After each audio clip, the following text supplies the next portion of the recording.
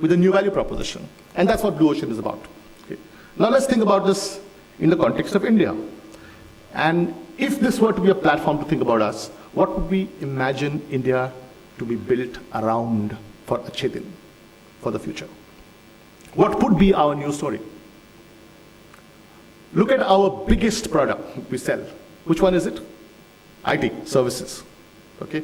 And the entire thing is built around the logic of supply chain, which is people and people arbitrage. We still haven't got, we got iSpirit recently, but where is the product? Where are the new markets? Are we rethinking? There are businesses that have 26, 27,000 crores of cash in their balance sheet, but I don't see new acquisitions. This is our biggest product that we send out. So is there a new way to think around India? Is there something new around which we can build in India?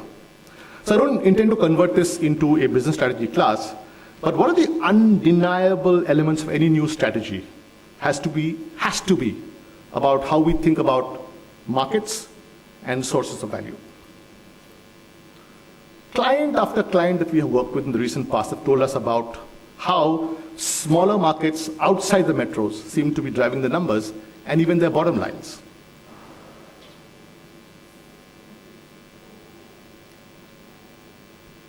Here are a couple of things that you want to explore. By 2025, we will have 79 cities in this country that have a population of 1 million plus. So why are we all chasing the same 4 cities all the time? 79 cities, are they not markets? Are we not going to go to those places? Middle India is going to demand, by that time, $4 trillion rupees worth of FMCG goods and services. Even as we speak today, non-metros command 40% of advertising money directed at them. So why aren't we thinking of small markets? So one of the boards I sit on is a specialty retail client, right? We struggled with the onslaught of e-commerce, we struggled with pricing, we struggled with back end, all of that. But the day we thought of shifting out and making small towns a fundamental part of our strategy, things changed. Number one, rents fell by half. Number two, the competition was less, and therefore the demand was higher. Our bottom lines started looking much better and stronger. And then we were able to extend the same strategy to many other small towns, and there are many small towns. If we are to grow at 10% one day, one of the key drivers is going to be a small town consumer. Don't forget, today he is wealthier, far more exposed to what the world has to offer, and he's waiting very impatiently for us to take all of that to his doorstep. He's not to be ignored. It will be at our peril, and there will be no Achhe Din if we ignore him.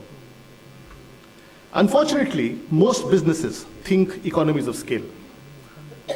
Bigger airports, bigger aeroplanes, bigger hospitals, more beds, bigger schools, bigger airtime circles, because scale is what drives efficiency of supply chain. Scale drives efficiency of logistics, and scale drives efficiency of vendor management, unfortunately. So where is the customer, where is the market, where is the value? We completely forgot what E.F. Schumacher told us in the 70s. Small is beautiful. Remember that book? Remember that man? In 2005, it's probably the key to a healthy economy. When we think about everything around scale, we perforce are imprisoned by the walls of a big town strategy. And that is why we keep extending our 5-year plans into bigger and bigger investments into bigger towns. Not forever. Bigger competition, more expensive, smaller bottom lines. But then, think of a Calvin Care. Think of Chic Shampoo. Think of Akola. Think of microfinance. Think of people like Ghari Detergent and so many others. These were all very successful businesses, some of them Harvard Business Review cases, in fact. And they are businesses all built and conceived around the small town consumer. They didn't go from big town to small town. They were built around the small town. Let's go back to IPL for a second. There's something called the MSD phenomenon. You know that? How a ticket collector from Bihar became one of India's most successful captains. Many of the boys who are doing extremely well are from small towns, right? Because it was built around the logic of an IPL. Everything happened around the logic of the IPL. It was a blue ocean strategy. Why can't we think of that? So my question to you, finally, is whether a winner or two from this room can become a world beater. Do you necessarily need to be conceived in a big town like Bombay or Delhi to become a global brand? Why can't it be from here? How many of you would know where the headquarters of these businesses are? Walmart? Sorry? Not very far away. It's a small town called Bentonville. Actually, it has a population of 5,000 people. GE, a $150 billion company, one of the world's biggest engineering companies, probably the biggest. Where is it? I have never heard of this place. Fairfield. IBM, biggest IT company in the world. Where's the headquarters? Small town called Armonk. Ever heard of it? I haven't. Pepsi? Pepsi. Harrison in New York. State, New York State. Harrison, small place. I don't have to tell you about Microsoft, which is in Richmond, and so on and so forth. So all these are global businesses, champion businesses, world beaters, that came out of places which were much smaller than Panjim. Many years ago, I was speaking at a CII conference on tourism. It was in Pondicherry. Have I bored the hell out of you? Okay. And at that point of time, Kerala was all the rage, the big tourism brand from India. And I remember at that point of time telling the audience, with the help of some interesting graphics, that Kerala is God's own country, you know. But when God wants to chill, he comes to Goa.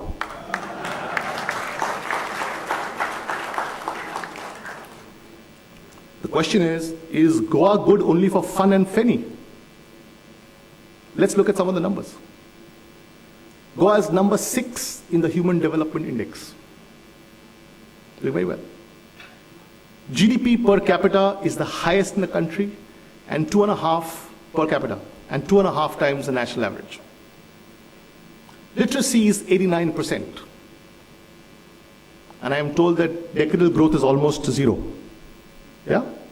Decadal growth of population. Interesting. In spite of the fact that 27% of this state, like me, is Catholic, and you still have no growth of population.